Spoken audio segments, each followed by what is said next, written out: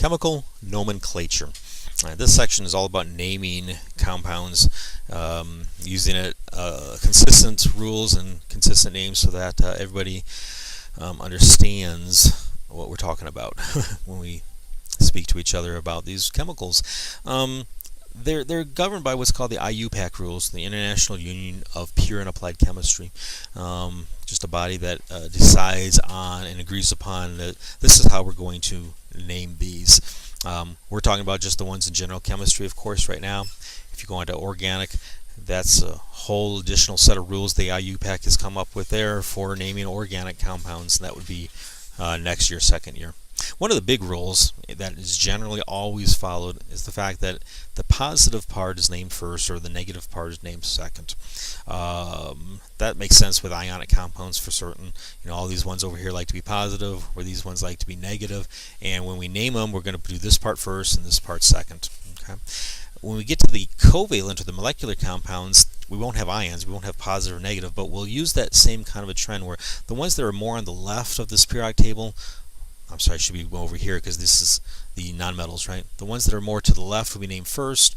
The ones more to the right will be named secondly. All right, so that's just a general rule to always kind of keep in mind. All right, the first and simpler ones are the monatomic binaries. So just one atom from the left and one atom from the right. All right, pretty simple ones. The way to name those, you just list them. The only thing you have to change is the suffix, the last part of the second name. Just change it to IDE. That's it. Pretty simple. So NaCl, that's sodium chloride, that's table salt.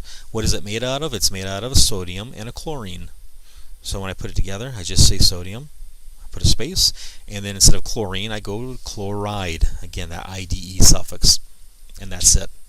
All right, so KBr, that's potassium, and that's bromine, so that's going to be potassium bromide. Here's calcium and iodine, so calcium iodide. Right.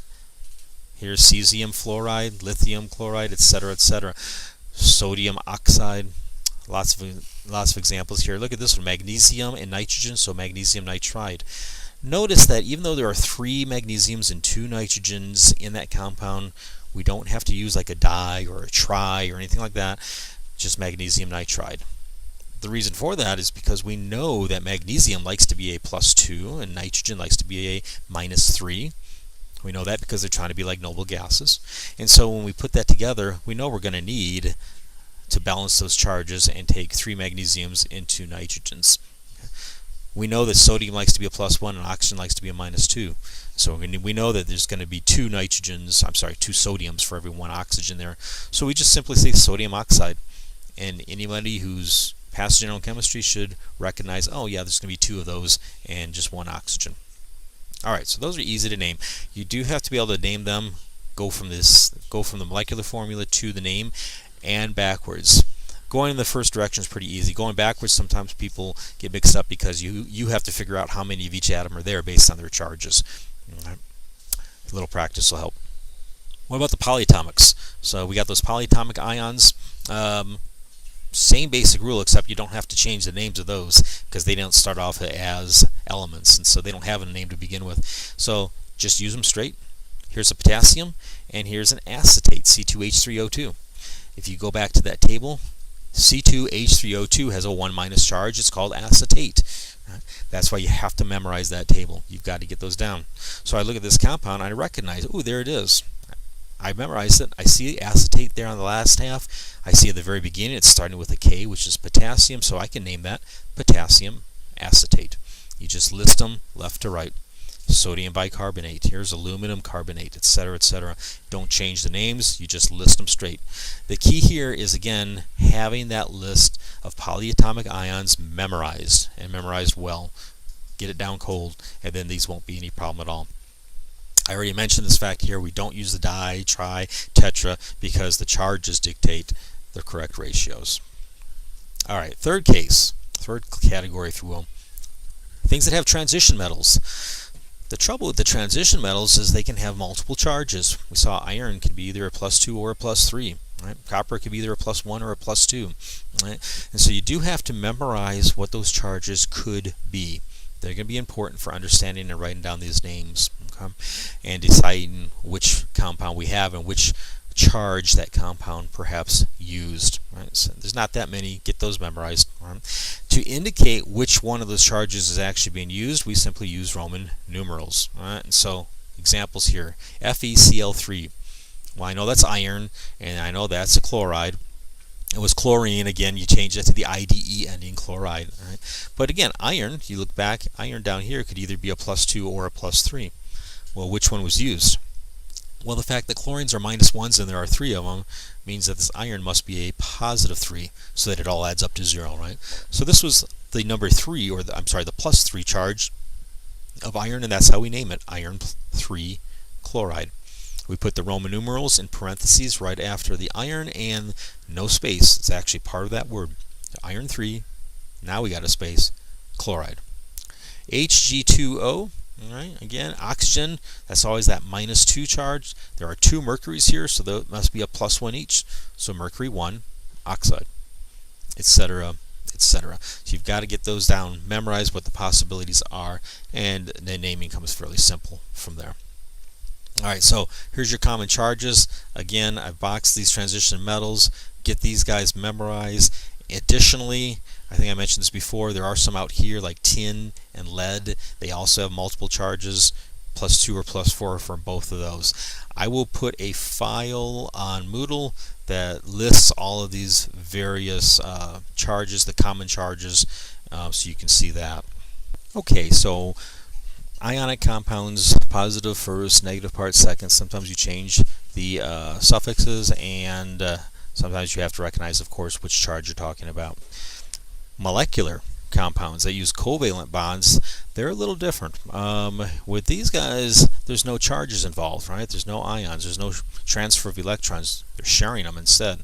And so the naming of them has to be a little more indicative of what's actually in them or how they're made up. So here's the rules for naming molecular compounds. First, write the more metallic one first. And I mentioned this before, kind of write the one that's more left on the table first. Most left bottom on the table, and work your way up to the top right. Okay. Number 2, use the IDE suffix. All right, that's just like before. And so the one that's farther to the right, the one that's more non-metallic, you're going to change the ending to IDE. And then thirdly, and this is probably the most important thing, we have to use the Greek prefixes mono, di, tri, tetra. We do have to use them for these because, again, there's no charges, there's no ions that are dictating how many of each. And so the name has to specifically tell you that. Right? And if you don't remember your Greek prefixes, here's a little table of them. Notice here it says mono is typically omitted because just like we omit the number 1, although there are times where we do have to use it. Right, so let's go through some examples. SO2, sulfur and oxygen. Sulfur is lower than oxygen on the periodic table, so it's the first one that's listed. Sulfur, oxygen becomes oxide, and again there's 2 of them, so I put the di on. Sulfur dioxide. I don't put the mono on. You omit the mono on that first word. If it's on the second one, by the way, you do include it. So like CO would be carbon monoxide. But if it's on the first one, omit it. SO3, sulfur trioxide. Here's nitrogen dioxide, dinitrogen tetraoxide. So in a way, they're very simple to name. You just use those prefixes and say how much of each one you have. Some more examples over here. There are some that are exceptions. Well, there's some old common names that have stuck around. So for example, NO, nitrogen monoxide is how you would actually, IUPAC rules, nitrogen monoxide. It's been around, it's been known for a long time. It's been commonly referred to as nitric oxide, and so you need to be familiar with that. N2O, dinitrogen monoxide would be its correct name. It's commonly known as nitrous oxide. And then finally, of course, H2O, water. Right? Technically, dihydrogen monoxide, but we'll just call it water. Right. Last thing about the naming are acids. This goes back up to our table of polyatomic ions where they listed acids as well and acid names. Right? The acids are, you can kind of think of them as compounds ionic in nature with an H plus, although that is strictly not correct. But as far as naming, we kind of think of it that way. Think of it as an H plus on the front of some ion, some anion. Right? So for example, F likes to be a -1. I could put an H plus on the front of it. It looks like I'm making this ionic compound between hydrogen and fluorine. Now it turns out it doesn't actually have ionic character. That's kind of what makes it an acid, a special class of chemicals, and we'll talk a lot more about that. But as far as naming it, if you see that H on the front of an anion that you already know and recognize, then that's probably going to be an acid, and you would name it according to these rules. Alright, so what are the rules? Instead of saying hydrogen fluoride for HF, you change just to the short version, hydro, and you change the suffix to IC or ic. So hydrogen fluoride becomes hydrofluoric, and then add the word acid, hydrofluoric acid, because it's the acid name.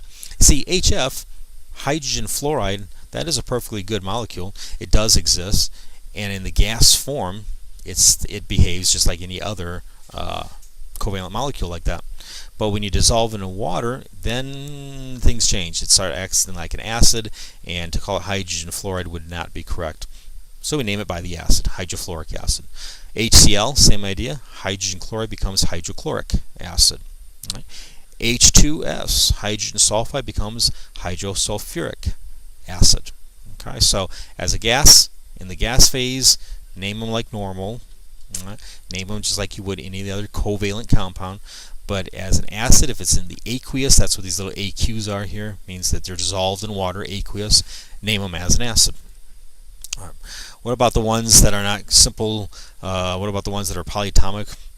These, as they call them, oxyacids. Like if I take nitrate, NO3 -1, add that H plus on it, so I get HNO3. You recognize that? That's not going to exist in the gas form. This is strictly an acid. You would call that nitric acid. Again, that IC ending. So nitrate simply becomes nitric acid. So here's the rules officially for oxyacids. You omit the word hydrogen. Don't even go there, because again, it's not a covalent compound. Change the name. Now some of these eights becomes ix. That's just like before. But if it ended in an ite, we actually use OUS ending. We have to differentiate it. So for example, look at these two, nitrate versus nitrite. I added an H on the front of both one, but those are different acids. So we're going to call it nitric acid or nitrous acid. Again, just follow this simple rule. The 8 becomes IC, or the ite becomes OUS, and tack on the word acid. All right. So if I make it out of sulfate, H2SO4 becomes sulfuric acid.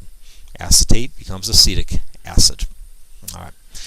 We'll do a lot more with these acids later on, but since we're talking about naming and chemical nomenclature, the book gives that to you right now.